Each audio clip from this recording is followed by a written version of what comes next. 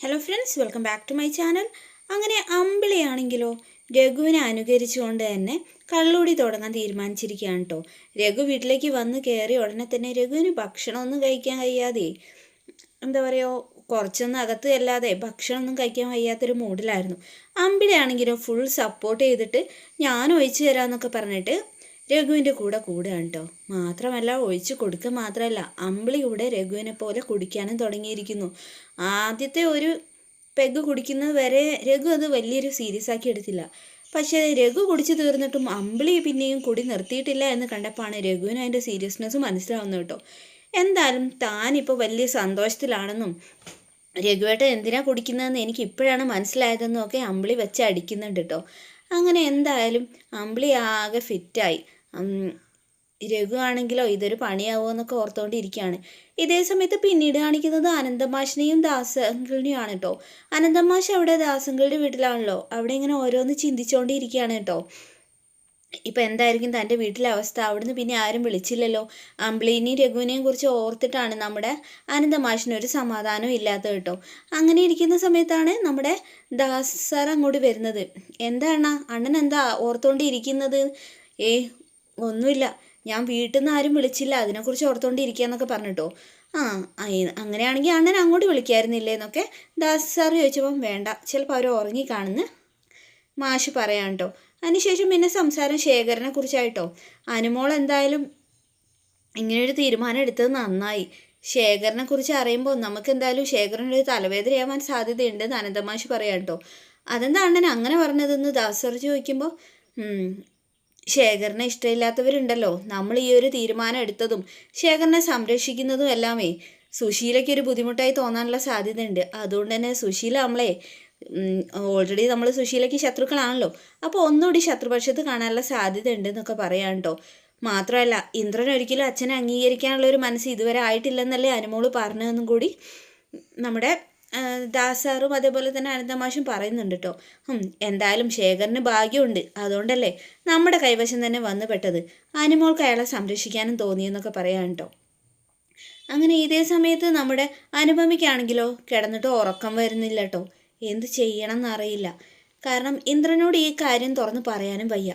അച്ഛനെ അന്വേഷിച്ച് കണ്ടെത്തുന്നതും ആ ശേഖരൻ്റെ പിറകെ പോകുന്നതും ഒക്കെ എന്നോ നിർത്താൻ വേണ്ടിയിട്ട് നമ്മുടെ അനുപമയോട് പറഞ്ഞിട്ടുണ്ട് ഇന്ദ്രൻ. പക്ഷേ ഇന്ദ്രൻ അറിയാതെ താൻ അയാളെ അന്വേഷിച്ച് കണ്ടെത്തിയെന്നും രാധാമണിയുടെ കയ്യിൽ നിന്നും അയാളെ രക്ഷപ്പെടുത്തി ഇപ്പോൾ ദാസാറിൻ്റെയും അച്ഛൻ്റെയും അടുത്ത് താമസിപ്പിച്ചിരിക്കുന്നു എന്നുള്ള കാര്യമൊക്കെ ഇന്ദ്രൻ അറിഞ്ഞാൽ ഇപ്പോൾ എന്തായിരിക്കും ആണ് ചിന്തിക്കുന്നത് കേട്ടോ.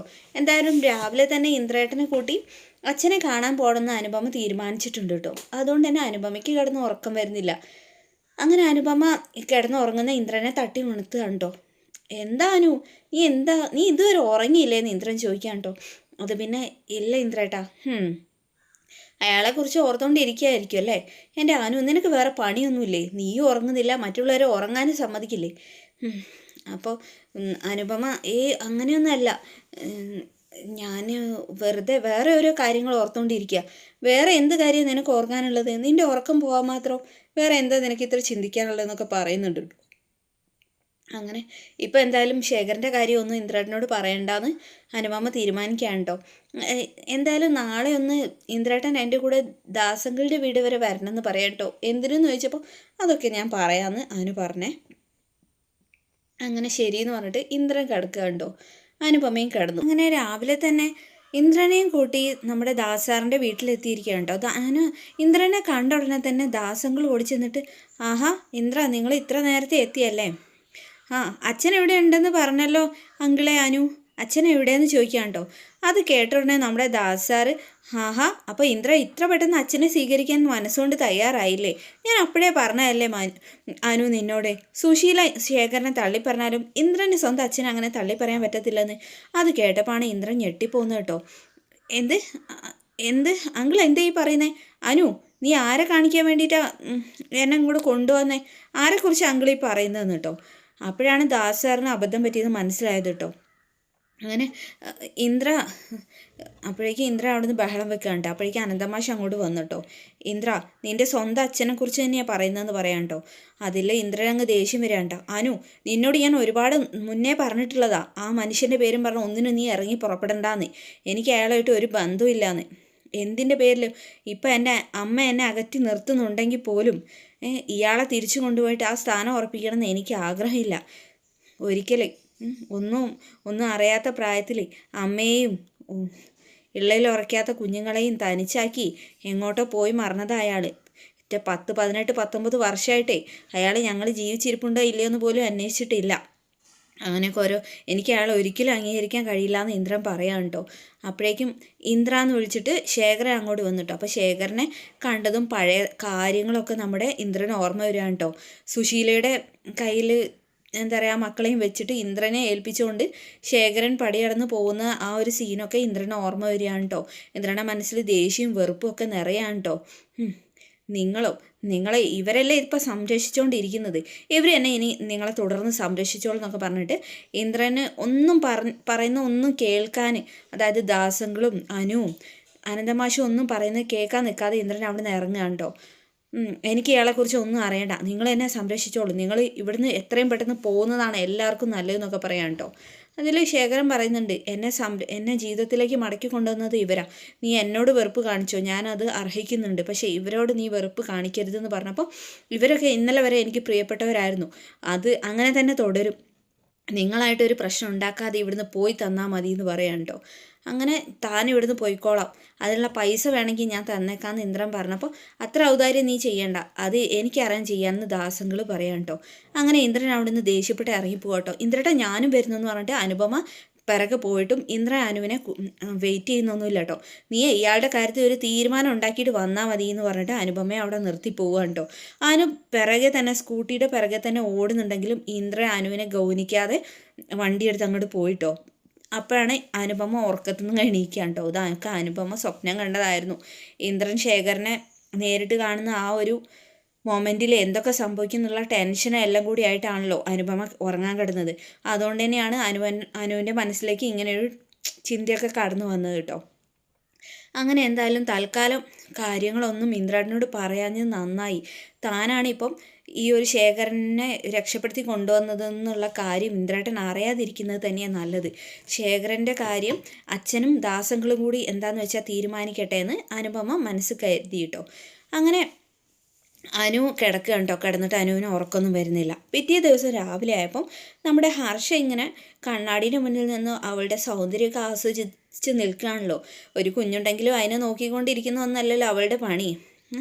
അങ്ങനെ അപ്പോഴാണ് ഫോണിലൊരു മെസ്സേജിൻ്റെ സൗണ്ട് കേൾക്കുന്നത് കേട്ടോ.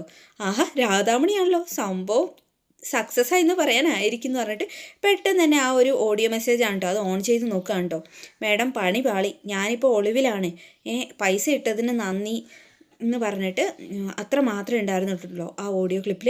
അത് കേട്ടത് നമ്മുടെ ഹർഷ ആകെ ഇടിവെട്ടിയതിൻ്റെ തലയിൽ ഇത് എന്താ പറയുക പാമ്പ് കടിച്ചു എന്ന് പറഞ്ഞ പോലെ ആയിട്ടോ. പ്രതീക്ഷിച്ചുകൊണ്ടിരുന്നത് സന്തോഷ വാർത്തയായിരുന്നു, അപ്പോൾ അതല്ലല്ലോ വന്നത്. എന്തായിരിക്കും സംഭവിച്ചിട്ടുണ്ടാവുക, എങ്ങനെയായിരിക്കും? കൂടുതൽ എന്തെങ്കിലും അറിയണമെങ്കിൽ ഇന്നത്തെ ന്യൂസ് നോക്കിയാൽ മതിയെന്ന് രാധാമണി ആ ഓഡിയോയിൽ പറഞ്ഞിരുന്നു കേട്ടോ. അതുകൊണ്ട് ഈശ്വര എന്തൊക്കെയായിരിക്കും സംഭവിച്ചിട്ടുണ്ടാവുക, എന്തിനായിരിക്കും രാധാമണി ഒളിവിൽ പോയിട്ടുണ്ടായിരിക്കുക എന്നൊക്കെ ഓർത്ത് ഹർഷ ആകെ ടെൻഷനിൽ ഓടിച്ചെന്ന് ന്യൂസ് പേപ്പർ നോക്കുക കേട്ടോ. ഫസ്റ്റ് പേജ് നോക്കി ഒന്നുമില്ല, സെക്കൻഡ് പേജ് നോക്കിയപ്പോൾ ഒന്നുമില്ല, അടുത്ത പേജ് എടുത്ത് നോക്കിയപ്പോൾ അതാ ഈ അജ്ഞാതനെ തിരിച്ചറിഞ്ഞു എന്നുള്ള വാർത്തയും ശേഖരൻ്റെ ഫോട്ടോ കേട്ടോ.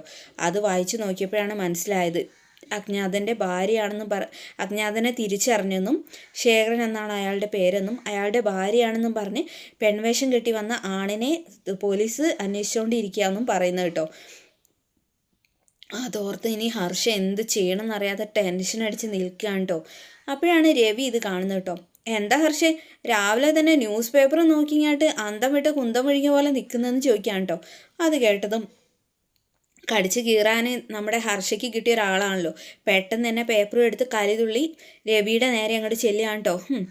നിങ്ങളെ ഈ പേപ്പർ നോക്കുന്നത് ഇതിനൊക്കെ വേണ്ടിയിട്ടാണോ? എനിക്കെന്താ പേപ്പർ നോക്കാൻ വയ്യെന്നൊക്കെ ചോദിച്ചിട്ട് ഹർഷ അങ്ങ് ചൂടായപ്പം, എന്താ ഹർഷ, ഞാനൊരു തമാശ വെച്ചതിന് നീ എന്താ ഇങ്ങനെ ദേഷ്യപ്പെടുന്നത്? എനിക്ക് ഇത് തമാശയായിട്ടല്ല തോന്നിയതെന്ന് പറഞ്ഞിട്ട് ഹർഷ പേപ്പറും കൊണ്ട് പോവാണ് കേട്ടോ. അപ്പോൾ രവി പറഞ്ഞു, ആ പേപ്പറൊന്നും നിങ്ങൾ തന്നേ, ഞാൻ വായിക്കട്ടെ, ഞാൻ വായിച്ച് കഴിഞ്ഞിട്ട് തന്നേക്കാമെന്ന് പറഞ്ഞിട്ട് ഹർഷ പേപ്പറും കൊണ്ട് പോവുകയാണ് കേട്ടോ. പിന്നീട് കാണിക്കുന്നത് നമ്മുടെ രഘുവിൻ്റെയും അതേപോലെ തന്നെ അമ്പിളിയുടെയും വീട്ടിലാണ് കേട്ടോ.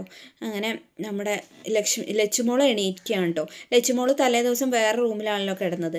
അങ്ങനെ ലച്ചുമോള് കണ്ണൊക്കെ തുറന്ന് ഉണർന്നിട്ട് അമ്മേനെ അന്വേഷിച്ച് വരികയാണ് കേട്ടോ. അമ്മയും അച്ഛനും കിടക്കുന്ന രഘു അമ്പിളി കിടക്കുന്ന ആ റൂമിലെത്തുകയാണ്.